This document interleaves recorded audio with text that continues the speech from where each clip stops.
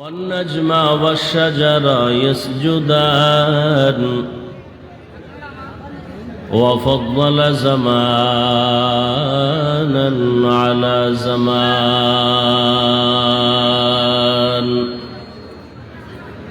كما فضل مكانا على مكان وإنسانا على إنسان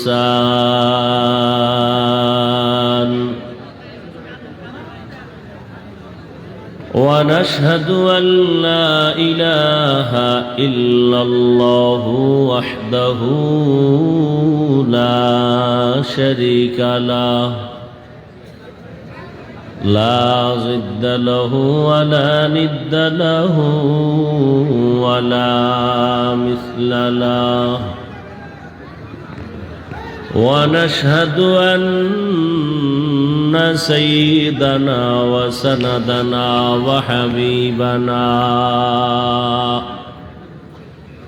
وحبيب ربنا وطبيبنا وطبيب قلوبنا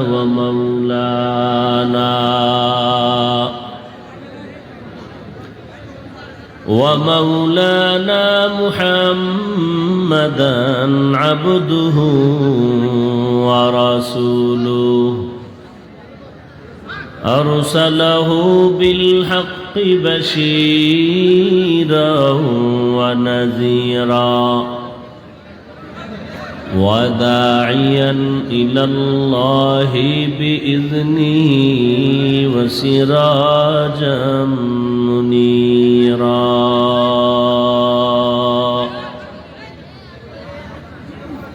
اللهم صل على محمد النبي الأمي وعلى آله وسلم تسليما وبعد فأعوذ بالله من الشيطان الرجيم بسم الله الرحمن الرحيم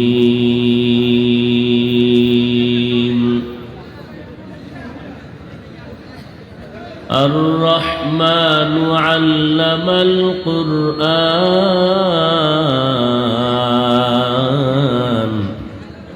خلق الإنسان علمه البيان فقال رسول الله صلى الله عليه وآله وسلم خيركم من تعلم القرآن وعلمه أو كما قال النبي عليه الصلاة والسلام صدق الله مولانا العظيم صدق رسوله النبي الأمي الكريم ونحن على ذلك من الشاهدين والشاكرين والذاكرين والحمد لله رب العالمين سبحانك لا علم لنا إلا ما علمتنا إنك أنت العليم الحكيم رب اشرح لي صدري ويسر لي أمري واحلل عقدة من لساني يفقه قولي এই তুমি মেশিন চালাইতে পারো না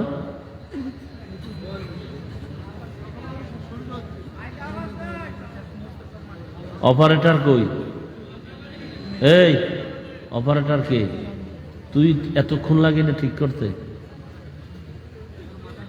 ডিলে রুম বাড়া ডিলে রুম সাউন্ড যেটা লেখা আছে ওটা বাড়া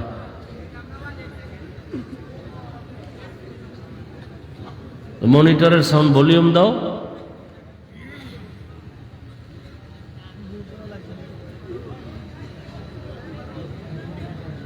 दुर्फेशानी ने तेरे कतरों को दरिया कर दिया।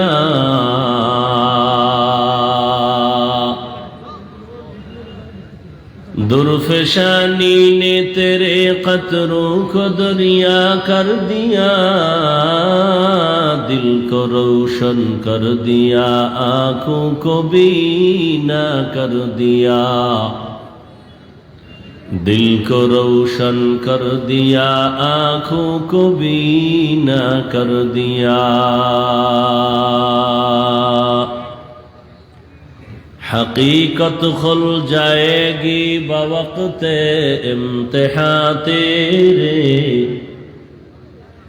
हकीकत खुल जाएगी बवक़्ते इम्तिहां तेरे। कि सुस्ती में या मेहनत में गुजारी जिंदगी तूने। कि सुस्ती में या मेहनत में गुजारी जिंदगी तूने। मोहम्मद ने आकर कुफर को मिटाया।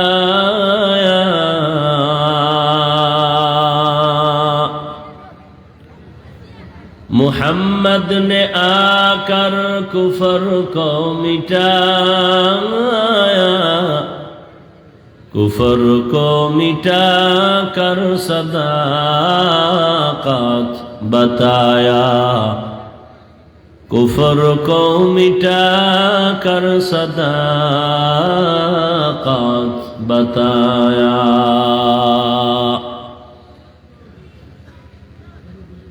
ঐতিহ্যবাহী জামিয়া মিফতাহুল উলুম কর্তৃক আয়োজিত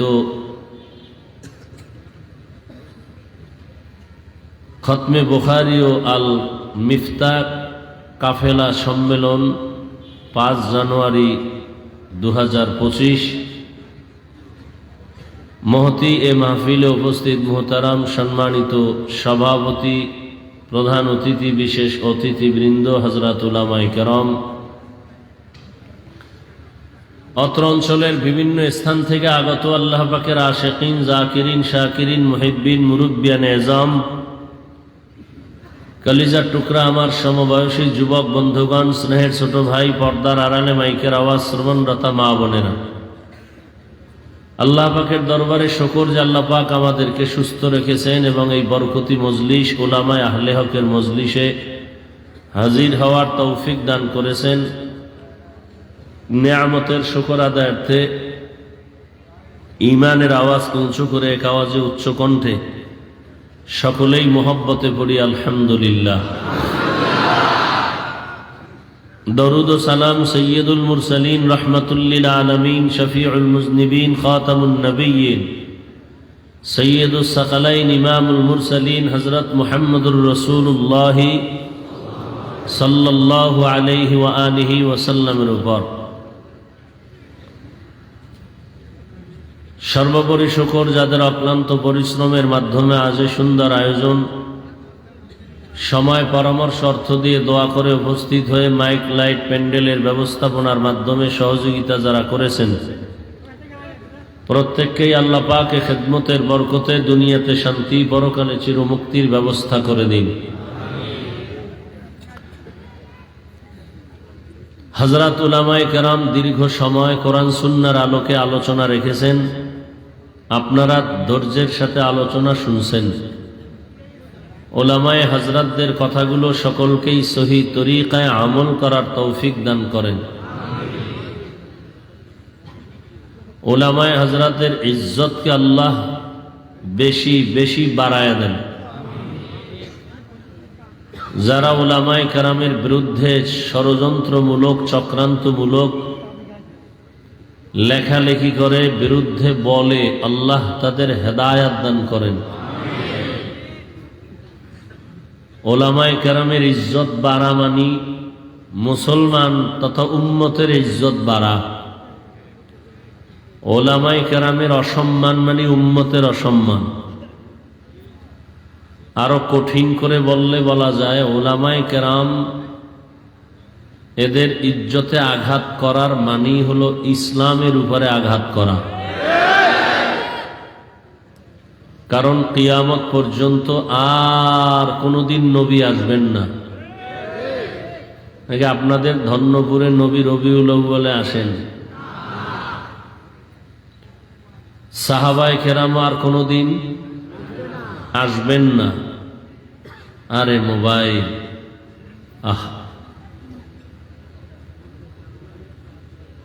বরদোয়া করা হালাল হইলে তাহাজ্জুদে শুধু বরদোয়া করতাম এই মোবাইলের কারণে, এই মোবাইলওয়ালাদের জন্য। কপাল এত নষ্ট হইছে এই জাতির যে একটা বেহেশতের বাগান যেখানে বসা মাত্রই গুনাহ মাফ। কত বড় কপাল পোড়া যে বসছে বেহেশতের বাগানে, করতেছে কবিরা গুনাহ। অঝুনতেইছে আসলে কপাল যদি পুরিয়া যায়, আমি হাফিজুর রহমান কেন আর মক্কা মদিনার ইমাম কেন? স্বয়ং রসুলের বয়ানও কপাল খুলে না। যেই রসুলকে এক নজর দেখলে জাহান্নাম হারাম, যে নবীকে এক নজর দেখলে পেটের ক্ষুধা থাকে না, সেই নবীকে টানা 13 বছর দেখলো, বয়ান শুনলো, এরপরও কপাল খুলে নাই, কালেমা পড়ে নাই। তাহলে কত বড় নিকৃষ্ট বেঈমান! 13 বছর নবীরে দেখেও কালেমা পড়ে না। আর অন্যদিকে, এই কথা বললেন না ভাই, অন্যদিকে 27 বছরের এক যুবক নবীজিকে জবাই করতে আসিয়া নবীজিকে দেখা মাত্র তরবারি ফালায়া কালেমা পড়ে মুসলমান হয়ে গেল। কয় বছরের যুবক? এর নাম কপাল।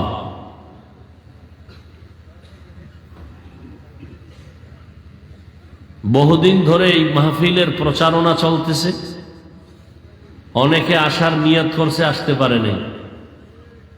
এরা এক কপালওয়ালা। আর এক দল আসছে ঠিক, এই বেহেশতের প্যান্ডেলে ঢুকে নাই। হয়তো দোকান চিল্লাইও না ভাই, আমি কিছু কথা বলবো, রাত্র অনেক হয়ে গেছে, কথাগুলো শুনো। এটা চিল্লা চিল্লির মজলিস না। একটা দূরের মানুষকে চিল্লানো লাগে, তুমি আমার কাছে বসা, চিল্লা চিল্লির কি আছে? হ্যাঁ, চিল্লানোর কিছু স্থান আছে, সেখানে চিল্লাবা। এটা তো চিল্লানোর স্থান না। কথা বলবো, বুঝবা এবং তওবার নিয়তে বসবা যে কিছু আল্লাহ এখান থেকে আরসি গুনাহ নিয়ে গুনাহ মুক্ত হয়ে বাড়ি যেতে পারি। চিল্লা চিল্লির কি আছে? কথার মধ্যে আদব আছে, চোখের চাহনির মধ্যে আদব আছে, বসার মধ্যে আদব আছে। মানুষের জীবনের সৌন্দর্যই হলো আদব। যার আদব নাই ও যত বড় শিক্ষিত, কোনো দাম নাই। বেয়াদবি আমি আগে মাপ চাই আপনাদের কাছে, আপনারা অনেক দামি মানুষ। যুবকদেরকে আমি বেশিটা টার্গেট করে বয়ান করি, বারবার শব্দ উচ্চারণ করি, তুমি এটা কেন করো, যুবকদেরকে বলি। কারণ যুবকদের মধ্যেই আল্লাহ যে প্রতিভা দিয়েছেন, এটা কাজে লাগাইলে এক যুবকের দ্বারা এক দুনিয়া আলোকিত করা সম্ভব। কিন্তু মোবাইল আজকে সব ধ্বংস করে ফেলতেছে, কোনো খবর নেই। আল্লাহ আমাদের সব ভাইকে হেদায়াত দান করুন। কি কথাটা বলতে লইছিলাম? ও, যে একদল আসছে, এরা প্যান্ডেলে ঢুকতে পারে নাই। এরা কোথায়? দোকানে ঘুরে মহিলা প্যান্ডেল তাওয়াফ করে, তাজা তাজা কবিরা গুনাহ করে। আমি হাসবেন না, যা বলতেছি যদি মেধা থাকে, গভীর চিন্তা করলে তো কান্না আসা উচিত। হাসেন কেন? আর একদল প্যান্ডেলে বসছে ঠিক, কিন্তু এদের কলবের দরজা বন্ধ মোবাইলের কারণে। এ মোবাইল নিয়ে ব্যস্ত, আসছে খালি, যাবে খালি। বয়ানের পরে মোবাইলটা যদি হারিয়ে যায়, তোর কপাল পুরাটাই ভরা। একটা বুদ্ধি, এত বুদ্ধি নোয়াখালীর মানুষের, একটা লোক আমার কথার জবাব দিতে পারবা ভালো মতো আদবের সাথে? তুমি মোবাইল ধরছো কেন? 24টা ঘন্টা তুমি মোবাইল নিয়ে ব্যস্ত থাকো। আল্লাহ দয়া করে বেহেশতের বাগানে নিয়ে আসছে, এখানে মোবাইলটা না দেখাইলে তোমার মনের ঝাল মিটে না। কি যুক্তি আছে তুমি মোবাইল হাতে নেওয়া? মদিনার অর্ডার ছাড়া, সরকারের কোনো অনুমতি ছাড়া, ভিন্ন কোনো কারণে 1000 কোটি বার ছবি তোলা হারাম, কবিরা গুনাহ। পৃথিবীর কোনো মুফতির বাবার ক্ষমতা নেই কথার বিরুদ্ধে কিছু বলবে।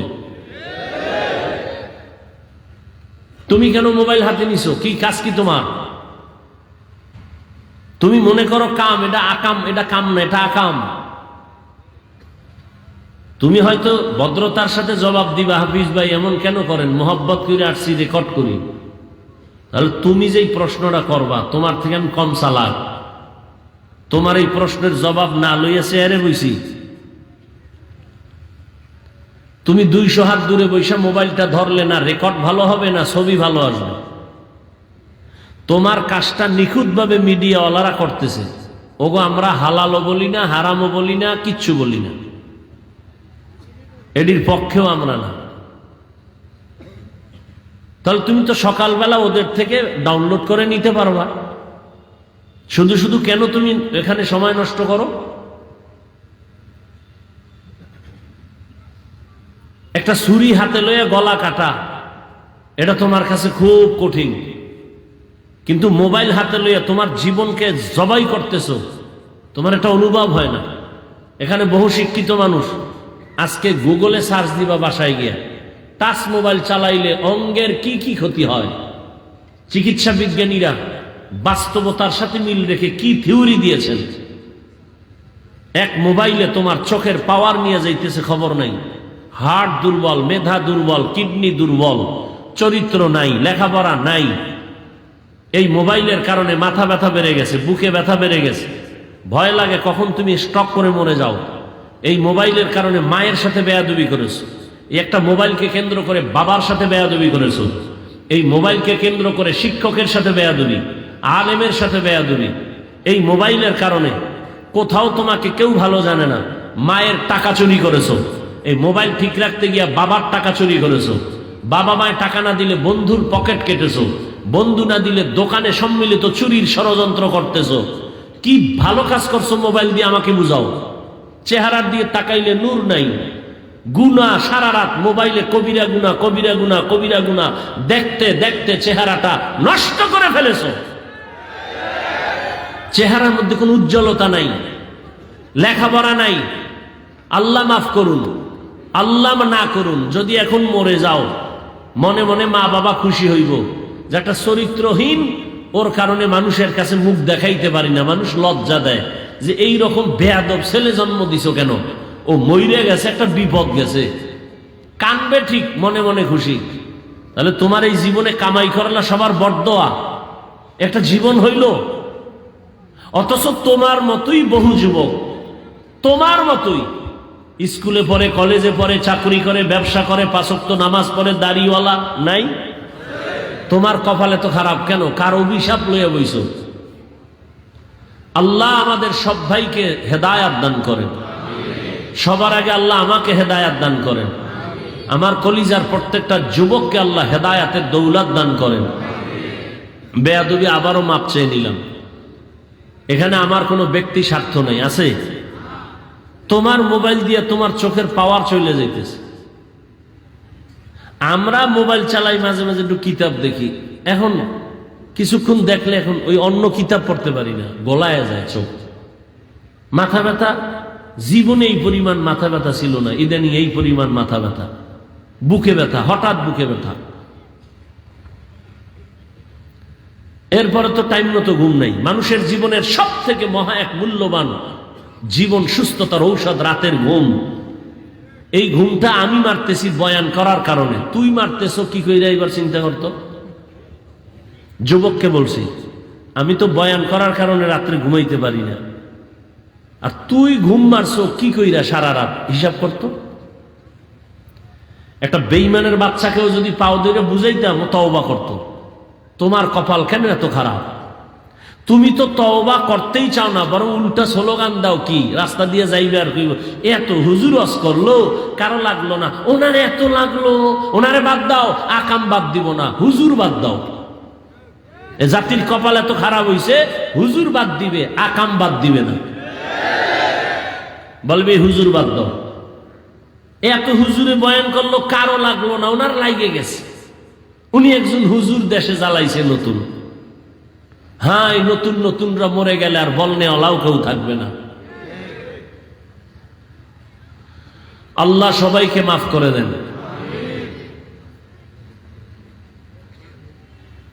তো ওলামায়ে কেরামের ইজ্জত উম্মতের ইজ্জত।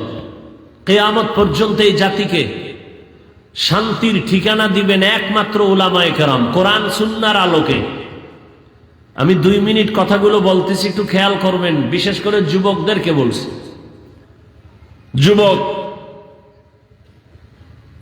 বিশাল মহাসাগর পাড়ি দিয়ে কিন্তু তুমি এখনো জিন্দা আছো, আর অনেকে ওই সাগরে ডুবে গেছে, শাহাদাতের পেয়ালা পান করেছে।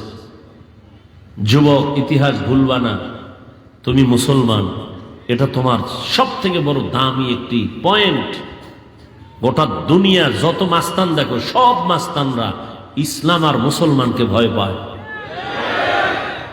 তা তুমি মুসলমান, এটা তোমার পাওয়া। তুমি যুবক, এটা তোমার আরো পাওয়া। তবে মনে রাখবা, তোমার এই পাওয়া ত্বরান্বিত করতে লাগবে ওলামায়ে কেরামের নেক দোয়া। ছাত্র জনতার বৈষম্য বিরোধী আন্দোলনে সফলতার চাঁদ উঠে নাই ততক্ষণ, এদেশের ওলামায়ে কেরাম ছাত্র নিয়ে মাঠে নামে নাই যতক্ষণ। চিনলে না আসল মানুষ। চান্দাবাজার ধান্দাবাজের পিছনে পড়ে পড়ে কিছু পাওয়ার লোভে দাড়ি কেটে ফেলেছো, নামাজ শেষ করেছো, চরিত্র নষ্ট করেছো, অথচ যাদের পেছনে ঘুরো এরা সব তোমার স্বার্থপর চান্দাবাজার ধান্দাবাজ। স্বার্থে আঘাত লাগলে শুধু দল থেকে নাম কাটবে না, লিখে রাখ, কল্লা কেটে ফেলবে, কল্লা। কিন্তু এই জীবনে তোর নিঃস্বার্থ কলিজার বন্ধু ওলামায়ে কেরাম জীবন দিবে, কোন যুবকের কোন জাতির ক্ষতি হতে দিবে না। মাদ্রাসার ছাত্র জীবন দেয় না এই আন্দোলনে, অথচ মাদ্রাসার ছাত্রদের লিস্টই এখনো আসে নাই। অন্যদের নাম শুধু লিস্টই না, পাঠ্য বইয়ের মধ্যে ঢুকাই দিছে। কি ষড়যন্ত্র চলতেছে জানো?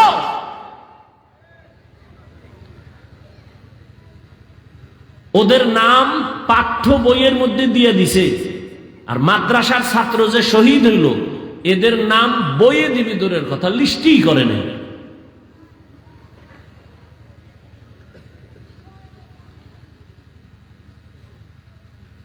এই জন্য উলামায়ে কেরামের বিরোধিতা করা মানে ইসলামের বিরোধিতা করা।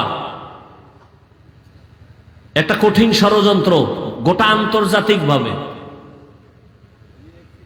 যেমন বাংলাদেশে দাঁড়িয়ে কোনো হিন্দু, কোনো বৌদ্ধ, কোনো ইহুদি, কোনো খ্রিস্টান কখনো বলে নাই সকালবেলার মক্তব বন্ধ করো,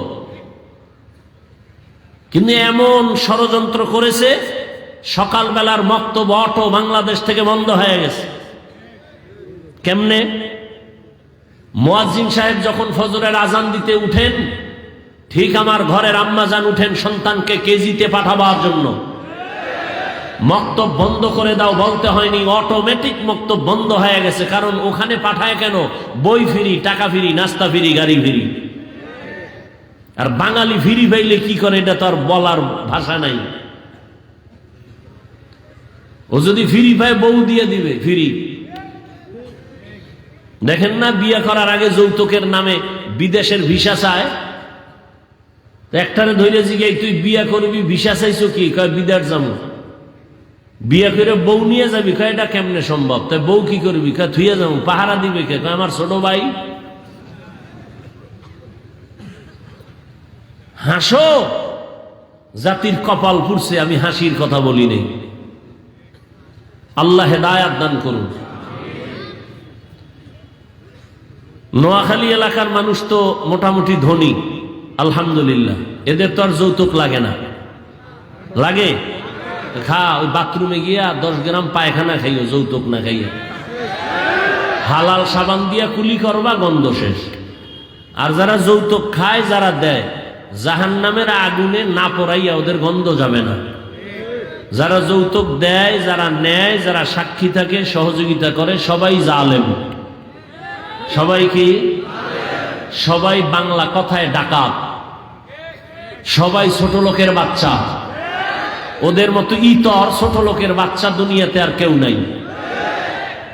আল্লাহ হেদায়াত দান করুন। ছোট লোক, নিমক হারাম। আল্লাহ একটা মেয়ে দিছে তোমারে, তুমি এটা নিয়ে জিন্দেগি সুন্দর করো। তুমি ওই বেচারার কামাই রুজি খাবা কেন? তা তোমার হাত কেটে ফেলো, তুমি পুরুষ নামের কলঙ্ক। আল্লাহ সব ভাইকে হেদায়াত দান করেন। ওলামায়ে কেরামের যারা বিরোধিতা করে আল্লাহ তাদের হেদায়াত দান করেন। আমি যে আয়াত পড়েছি আপনাদের সকলের পরিচিত মুখস্থ করা আয়াত। আর রহমানু আল্লামাল কুরআন খালাকাল ইনসানা আল্লামাহুল বায়ান। আল্লাহ বলেন রহমান হলেন তিনি, কোরআন শিক্ষা দিলেন যিনি। রহমান হলেন তিনি, মানুষ সৃষ্টি করলেন যিনি। রহমান হলেন তিনি, বয়ান শিক্ষা দিলেন যিনি। রহমতের নবী বলেন খায়রুকুম মান তাআল্লামাল কুরআনা ওয়া আল্লামাহ। দুনিয়াতে সব থেকে দামি তারা যারা কোরআন শিখে অন্যদের শিক্ষা দান করে। এদের মতো দামি এ জমিনের মধ্যে আর কোনো প্রাণী নাই, কোনো মানুষ নাই। ডাইরেক্ট কোরআন শিক্ষা দেওয়া নেওয়া এটাও যেমন খয়রে উম্মত, বড় দামি। ঠিক যারা কোরআন বুঝার জন্য ভিন্ন কোনো কিতাব পড়ে, ইলমে নাহবু পড়ে, ইলমে সরফ পড়ে, মান্তেক পড়ে, বালাগাত পড়ে, এরাও বড় দামি। এমনকি আমরা যেখানে বসছি গভীর রাতে বয়ান করব, আপনারা শুনবেন, এটাও কোরআন শিক্ষারই একটা অংশ। এই মজলিসটাও বড় দামি। রহমতের নবী বলেন কোন গোলাপ ঘর থেকে যদি বের হইয়া উলামায়ে আহলে হকের মজলিসে যায়, প্রত্যেকের সাথে আমার আল্লাহ ৭০,০০০ রহমতের ফেরেশতাকে কাফেলা বানায়া দেয়। আতিনা ফি দারে দুনিয়া না হাসান, আতিনা ফি দারে উকবানা হাসান, ইয়া গিয়াসাল মুস্তাগীসিন ইহদিনা লিফতিখারা বিল উলুমি ওয়াল গিনা। এরকম একটা মজলিস আল্লাহ আরশে আজিমে মিলাইছেন ফেরেশতা দিয়া। আল্লাহ ফেরেশতাদের জিজ্ঞাসা করেন, ফেরেশতারা ধন্যপুর মাদ্রাসার মাঠের কি হালাত? বলে হাজারো মানুষ ওখানে হাজির। কেন? বলে আল্লাহ তোমাকে চায়, আর তোমার জান্নাত চায়, আর জাহান্নাম থেকে মুক্তি চায়। বলে ওরা আমার দেখছে? কয় না, যদি দেখতো পাগল পারা হয়ে যাইত। আমার জান্নাত দেখছিনি? বলে না, যদি দেখতো আশেক হয়ে যাইত, বেকারার হয়ে যাইত। আমার জাহান্নাম দেখছেনি? বলে না, যদি দেখতো বলে পাগল হয়ে ভাগার চেষ্টা করত। আল্লাহ বলেন ফেরেশতারা সাক্ষী থাক, নিজেরাই বলেছিলাম মানুষ বানাবার প্রয়োজন নাই। আজকে সাক্ষী রেখে আমি আল্লাহ ঘোষণা দিলাম, আমারে না দেখে, জান্নাত না দেখে, জাহান্নাম না দেখে যারা কোরআনের বাগানে বসছে, তোমরা সাক্ষী থাকো, এদের জীবনের সব গুনাহ মাফ করে দিলাম। এত বরকতি মজলিস। এই মজলিসে আল্লাহ আমাদের তৌফিক দিছেন। এবার নিয়ত খাটি কইরা বসি যে আল্লাহ গুনাহ নিয়ে ঢুকছি, গুনাহ নিয়ে আর বাসায় যাব না, তওবা করে যাব। শেষ দোয়া করে কান্নাকাটি করে মা বাবার জন্য দোয়া করে যাব, ইনশাআল্লাহ। আল্লাহ কবুল করেন। আল্লাহ তাআলা বলেন দুনিয়াতে আমি মানুষ সৃষ্টি করেছি, মানুষ বড় দামি। আমি আল্লাহ পাক আর কোন প্রাণীকে সৃষ্টির শ্রেষ্ঠ মর্যাদা দেই নাই। ওয়ালাকাদ কাররামনা বানি আদম وحملناهم في البر والبحر ورزقناهم من الطيبات وفضلناهم على كثير ممن خلقنا تفضيلا। বনি আদম বড় দামি, আমি আল্লাহ নদীতে পানিতে স্থলে চলার জন্য আমি সুন্দর আয়োজন করেছি। যেই লোহা পানির মধ্যে ছেড়ে দিলে নিচে চলে যায়, আমি আল্লাহ মানুষের এমন মেধা দান করেছি, ওই মেধা দিয়ে এমন ভাবে লোহা দিয়ে স্টিমার বানায় পানির মধ্যে ভেসে থাকে। এক দেশ থেকে ভিন্ন দেশে বান্দা তার তেজারাতের জন্য, ব্যবসার জন্য চলে যায়। আমি আল্লাহ মানুষের অনেক আদর করে বানিয়েছি, আমি আল্লাহ তাদের জন্য উত্তম খানার আয়োজন করেছি। গর্তের পিপিলিকা আমি আল্লাহ তার খানা আমি দেই, উড়ন্ত পাখির খানাও আমি দেই, জঙ্গলের প্রাণীর খানাও আমি দেই, নদীর মধ্যে হাজারো ধরনের প্রাণীর খানা আমি দেই, মানুষের খানাও আমি আয়োজন করেছি। তবে দুনিয়ার সব প্রাণী থেকে মানুষের খানা বড় দামি, সুস্বাদু, বড় পিওর, হালাল। এরপরও কিছু নিমক হারাম আছে, আল্লাহর দেওয়া হালালটা খাইব না। ওই কুকুরের 1000 বার বিরিয়ানি দিলেও পায়খানা না খাইলে কলিজা ঠান্ডা হয় না। দুনিয়াতে কিছু মানুষ রূপী হারামখোর আছে, হালাল খাইয়াও মদের বোতল না নিলে কলিজা ঠান্ডা হয় না, বিড়ি না টানলে ওর শরীর গরম হয় না। নাই এরকম বিড়িখোর? আল্লাহ হেদায়াত দান করেন। আল্লাহ পাক বলেন, আমি মানুষ বানাইয়ে শ্রেষ্ঠত্ব দান করলাম, আবার মানুষের মধ্যে একে অন্যের তুলনায় মর্যাদাবান করলাম। মানুষ এত দামি করে আমি বানাইছি, এই মানুষ যেন তার সৃষ্টির শ্রেষ্ঠ মর্যাদা ধরে রেখে জীবন চালাইতে পারে। এজন্য আমি আল্লাহ 2টা ব্যবস্থা দিলাম। এক ব্যবস্থার নাম রিজালুল্লাহ, আর এক ব্যবস্থার নাম হলো কিতাবুল্লাহ। ব্যক্তি আর কিতাব। জমিনে যত ব্যক্তি আল্লাহ দিছেন, এর মধ্যে শ্রেষ্ঠ ব্যক্তি রহমাতুল লিল আলামিন। আর আল্লাহ যত কিতাব দিয়েছেন, সমস্ত কিতাবের মধ্যে শ্রেষ্ঠ কিতাব কোরআনুল কারীম।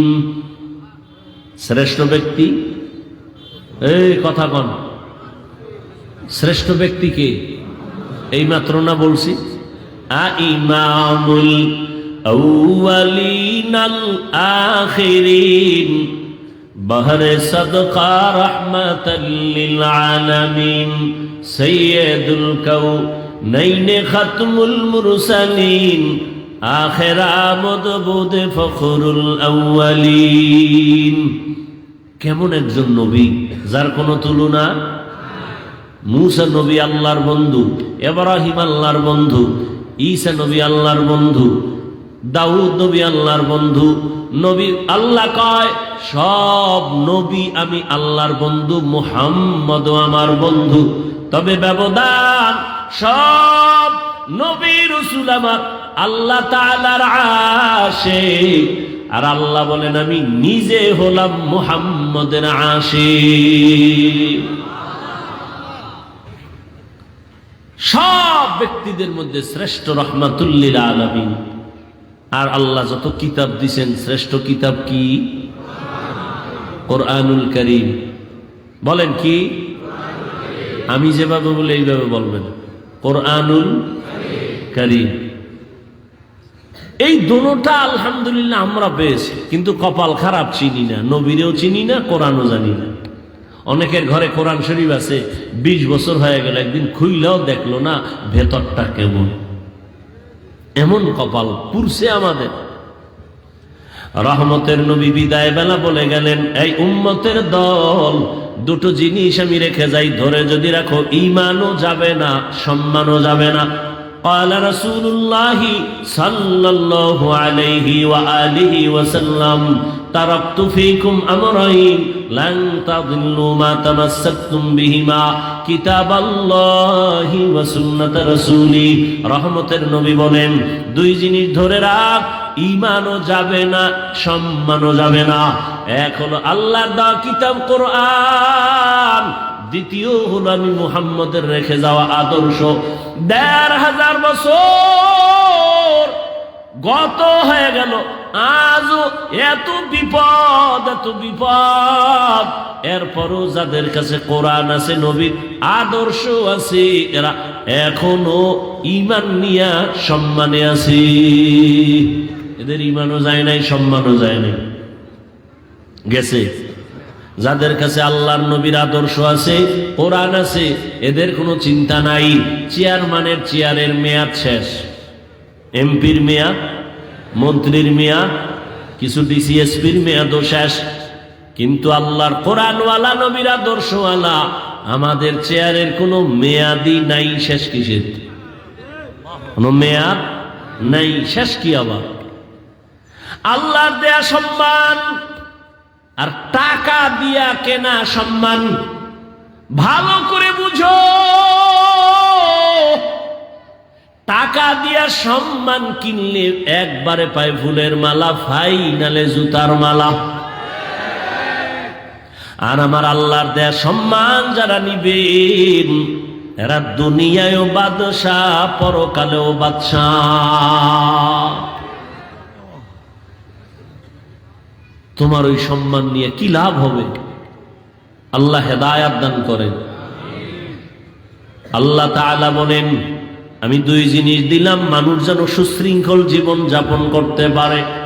নবী পাইলাম না, আল্লাহর কোরআন এখন আমাদের সামনে আছে, নবীর আদর্শ এখনো আছে। এই দুইটা জিনিস ধরে রেখে সামনে আগাও। আল্লাহ তাআলা বলেন, রহমতের নবী দুনিয়াতে আসার পরে 40 বছর পর আমি রহমতের নবীরে দাওয়াতের অনুমতি দিয়া কাজে লাগাই দিলাম। 40 বছর পর্যন্ত রহমতের নবী কোথাও দাওয়াতের কাজ করে না। নামাজের কথা নাই, রোজার কথা নাই, জিকিরের কথা নাই, পর্দার দাওয়াত নাই। 40 বছর পর আল্লাহ তাআলা আমার নবীকে কোরআন দিয়া দাওয়াতের মধ্যে লাগায় দিলেন।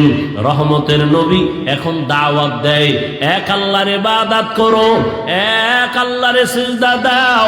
কিছুদিন পর আমার নবী বলেন, রবের ইবাদত করো। ইয়া আইয়ুহান নাস উবুদু রাব্বাকুমুল্লাযী খালাকাকুম ওয়াল্লাযীনা মিন ক্বাবলিকুম লাআল্লাকুম তাত্তাকুন।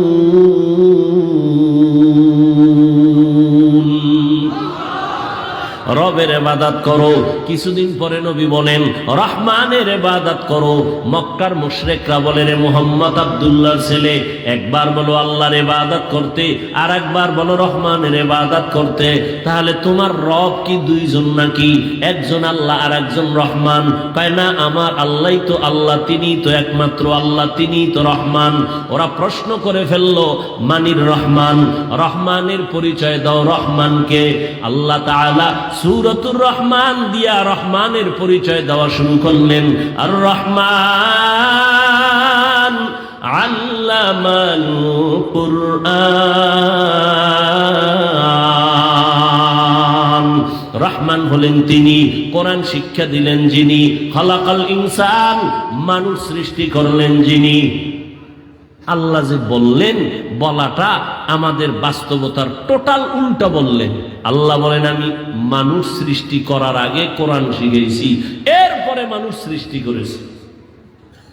অথচ বাস্তব হলো, আমরা দুনিয়াতে আসছি আগে, সৃষ্টি আগে, তারপরে আমরা বড় হইয়া কোরআন শিখলাম। আল্লাহ বলে, না না, আমি মানুষ সৃষ্টি করি নাই, আগে কোরআন শিখেছি, তারপরে মানুষ বানাইছি। ও আল্লাহ উল্টা বললেন কেন? আল্লাহ পাক রব্বুল আলামিন উল্টা কেন বলছেন? মুফাসসিরিনে কেরাম বলেন, আল্লাহর কথা উল্টা না বুঝার মধ্যে আমাদের দুর্বলতা আছে।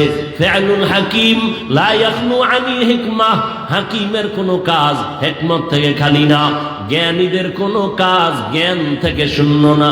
ও দয়ার মালিক, কেন উল্টা বললেন? আগে কোরআন শিখাইছেন, তারপরে মানুষ বানাইছেন। অথচ আল্লাহ আগে আমাদের বানানোর পর এরপরে কোরআন শিখাইছেন। স্বয়ং রসুলকেই তো 40 বছর পরে আল্লাহ কোরআন দিলেন, এর আগে কোরআন দেন নাই। আল্লাহ উল্টা কেন বললেন? মুফাসসিরিনে কেরাম তার জবাব লেখেন, আল্লাহ তাআলার আদালতে যেই মানুষের কথা বলা হয়েছে, ওই মানুষ আর তুমি আমি মানুষ এক না। এই আপনারা তো সব বুদ্ধিমান, আপনাদের তুলনায় আমরা বোকা, আর আমি তো আরো বেশি বোকা। কারণ এলেম আমল কিচ্ছু নাই। আপনাদের দোয়া, মুরব্বীদের কিছু দোয়া, সবাই কি আর বরদোয়া করেনি? এই সবাই বরদোয়া করে, আর যেই সোরারা বরদোয়া করে ওদের বরদোয়া লাগবেও না। ভালো মানুষ কখনো বরদোয়া করে না। একটু সময় দিলে কিছু কথা বলি, নাইলে মোনাজাত দিয়ে যাইগা। কারণ শয়তান তো আর ও বইয়ে থাকতে পারে না। ওর কাজই হইল ভালো কাজের মধ্যে ডিস্টার্ব করা। এক ডিস্টার্ব মোবাইল, আর এক ডিস্টার্ব বলবে আর কত, যদি পুরান বয়ান চল বাড়ি ল, আবার কারো বিড়ির নেশা, আবার ঘুরে টুরাইয়ে বসবো। ডিস্টার্ব করেন না, নিজের কপালটাও ঘুরিয়েন না, অন্যের কপাল পরার অপচেষ্টাও করিয়েন না। আল্লাহ মজলিস কবুল করেন। কিছুক্ষণ কথা বলবো, উঠা বসা করেন না আল্লাহর ওয়াস্তে। আল্লাহ পাক যেই মানুষ এখানে ইঙ্গিত করেছেন সেই মানুষ আর আমরা মানুষ কিনা? কথা বলেন এক না। এখানে সবাই আমরা মানুষ, কিন্তু সবাই প্রিয় মানুষ না। এখানে মসজিদ আসেনি, কার ঘর? বাইতুল মুকাররম মসজিদটা কার ঘর? দুনিয়ার জমিনে যতগুলো মসজিদ সব আমার আল্লাহর ঘর, তবে বাইতুল্লাহর মতো একটাও না। কি বাইতুল্লাহ কেমন? ইন্না আউওয়ালা বাইতিন উযিআ লিন-নাসি লাল্লাযী বিবাক্কাতা মুবারাকাও ওয়া হুদা মুবারাকাও ওয়া হুদাল লিল আলামিন।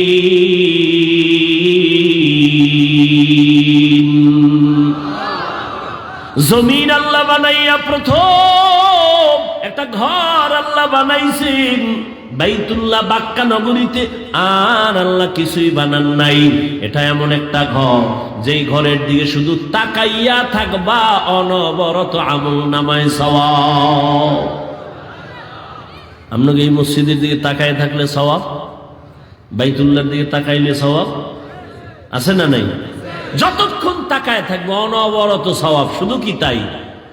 রহমতের নবী বলেন, এই হাজী সাহেব, সফর করতে যদি যাও বাইতুল্লাহর দিকে যখন প্রথম তোমার নজর পড়বে, নজরটা পড়া মাত্র যদি দোয়া করো, যে কোনো দোয়া প্রথম নজরেই কবুল হয়ে যাবে। আতিনা ফি দারে দুনিয়া না হাসান, আতিনা ফি দারে উকবানা হাসান, ইয়া গিয়াসাল মুস্তাগীসিন ইহদিনা লিফতিখারা বিল উলুমে ওয়াল গিনা। হর গড়ি দে নেকো তু তৈয়ার है जो न मांगे उससे तू बेजार है। তাহলে মসজিদ সব কার ঘর? সব সমান বলেন না কেন? ভালো করে বুঝো, আপনাদের এলাকায় কুকুর আছে না? এই মাখলুকগুলো কে বানাইছেন? সব আল্লাহর বানানো মাখলুক। সব কুকুর আমার আল্লাহর মাখলুক, তবে সব কুকুর আল্লাহর কাছে দামি না। আসহাবে কাহাফের সাথে যেই কুকুরের সম্পর্ক, এটা এত দামি, জান্নাতে যাবে। সুবহানাল্লাহ না? যেই তেলে বিড়ি টানো, সুবহানাল্লাহ কেমনে? সারাদিন গীবত, শেখায়াত, গালাগালি, মিথ্যা, আর সারা রাত তো মোনাজাত ধরে হইয়া হইয়া। আমরা মোনাজাত ধরি বইয়া, তোমরা মোবাইল আলারা মোনাজাত ধরে হইয়া। কখন রাত্র 3টা 4টা বাজে খবরও নেই। কোন দিন আজরাইল এইসব মোবাইল সহ লয়ে যাইব, আর হুশই থাকবে না। জিন্দেগি মে বন্দগি তু কার নাহি, জিন্দেগি মে বন্দগি तू कार नहीं, जिंदगी बे बंदगी शर्मिंदा है, जिंदगी बे बंदगी शर्मिंदा है। यहाँ हम सब मुसाफिर दिल ना लगा, अहले दिल की नजर से रूह करता जा, शाह दौलत सब फकीर गर नेक नहीं, शाह दौलत सब फकीर गर नेक नहीं। जिंदगी में बंदगी तू कर नहीं, जिंदगी में बंदगी तू कर नहीं, जिंदगी बे बंदगी शर्मिंदा है, जिंदगी बे बंदगी शर्मिंदा है। जिंदगी में बंदगी कुन बंदगी, बंदगी बे जिंदगी शर्मिंदगी। ও আমার কলিজার যুবক, কয়দিন আর যৌবনের বাহাদুরি করবি? করোনায় কত যুবকের লাশ, জানাজা হলো কবরে রাখলাম, ট্রিপল মাস্ক লাগায় বয়া রইছে কুলাঙ্গার শিক্ষিত দুই সন্তান। বাবারে করোনায় ধইরা ফেলছে, কাছে যায় না মরার ভয়ে। এক পর্যায়ে বাবায় মরেই গেল। ওই শিক্ষিত দুই কুলাঙ্গার মাস্ক লাগাইয়া এলাকার গরিবের টাকা দিয়া কয়, লাশটারে টেনে টেনে রাস্তায় ফেলে দিয়াস। রাস্তায় ফেলে দেওয়ার পরে ওই কুলাঙ্গার দুই সন্তান দরওয়াজা জানালা লক করে দিল। এক নজর দেখলো না বাবার লাশ কুকুরে খাইলো নাকি জানাজা হলো। এই যুবকেরা, ইতিহাস ভুলবি না। ওই সময় দেখছনি এই দেশের টুপিওয়ালা ওলামায়ে কেরাম শত শত করোনার লাশ কাঁধে নিলেন, গোসল করালেন, কাফন পরালেন, জানাজা পড়াইয়া কবরের মধ্যে রাখলেন। একজন হুজুরেও করোনায় মরে নাই। কেমনে বুঝাবো রে যুবক? শুরুতেই বলেছি ওলামায়ে কেরাম ছাড়া কেউ তোদের আপন না। তুই যাকে আপন মনে করো, আমি বলি এ তোর ধান্দাবাজ আর চান্দাবাজ। স্বার্থে যদি আঘাত লাগে তোর দল থেকে নাম কাটবে না, কল্লা কেটে ফেলবে। ওরে আল্লাহর গোলাম, ওলামায়ে কেরাম এই জাতিকে নিয়ে যেই ভাবনাটা ভাবে, এই ভাবনা কেউ ভাবে না। সবাই ভাবে নিজের চেয়ার, নিজের ক্ষমতা, নিজের দল। আর ওলামায়ে কেরাম নিজের নিয়ে ভাবে না। ইমামতি থাকলে থাকলো, না থাকলে নাই, বয়ান হলে হলো, না হলে নাই। কিন্তু জাতিরে জুলুমের শিকার হতে দেওয়া যাবে না। এই জন্য মাজায় গামছা বাইদা রাস্তায় নেমেছেন। নামার পরে সফলতা আনার পরেও কোনো হুজুর কয় নাই আমার উপদেশটা বানাও। তবে সব আলেম ওলামারা হুঙ্কার দিয়েছে, আবার জুলুম যদি হয় আবার এ জমিনে আন্দোলন হবে। কোন জালেমকে সুযোগ দেয়া হবে না। জুলুমের বিরুদ্ধে আন্দোলন। মুসলমানের আন্দোলন একবার হয় না, বারবার। মুসলমান জীবন একবার দেয় না, বারবার। উম্মতের জন্য আলেমরা ভাবে। এই যুবক, বহু বুদ্ধি লয়ে ঘুরো, একটু জবাব দাও বাবারা। একটা সরকারি চাকরি করে এক ব্যক্তি বা বেসরকারি চাকরি করে, ডিউটি কয় ঘন্টা? আর তাড়াতাড়ি বলো। 8 ঘন্টা। বেতন, নিম্নে বেতন কত? 20,000 ধরো। কত? 20,000 টাকা বেতন। আর টেবিলের নিচে আজে বাজে মুক্ত তো আছেই, কত ফ্রি। আর বলো বাবা, একজন আলেম মসজিদে ইমামতি করে, তার ডিউটি কয় ঘন্টা?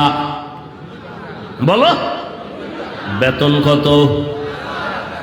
6 লাখ। 5,000, 6,000, 7,000, 6 মাস বাকি।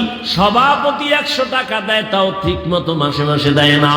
ওরে একক তো নামাজ যদি না পড়ায়, রিক্সা ড্রাইভার আইয়াও ধমক দেয়, হুজুর গেছিলেন কই? হুজুর বলে, তুমি কে আমারে ধমক দিলা? আমি রিক্সা ড্রাইভার। তোমার এত পাওয়ার কেন? কয় 5 টাকা মাসে বেতন দেই। কি পরিমাণ জুলুম করতেছো,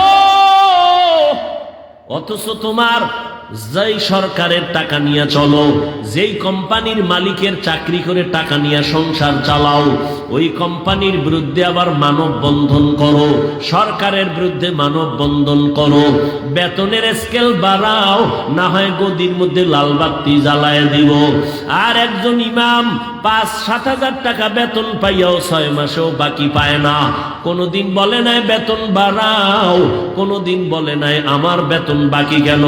বরং যত মানুষ গালি দেয়, আল্লাহর বান্দা কলিজা বইরা দোয়া করে, ও দয়ার মালিক এলাকায় শান্তি দাও, এলাকার রোগীদের সুস্থ বানায় দাও, কবরওয়ালাদের জান্নাত দাও, ব্যবসায়ী চাকরিজীবীদের কামাই রুজিতে বরকত দাও। এরপরও যারা হুজুরের বিরুদ্ধে লেখো, তোর মতো কুলাঙ্গার এই জমিনে আর কেউ নাই।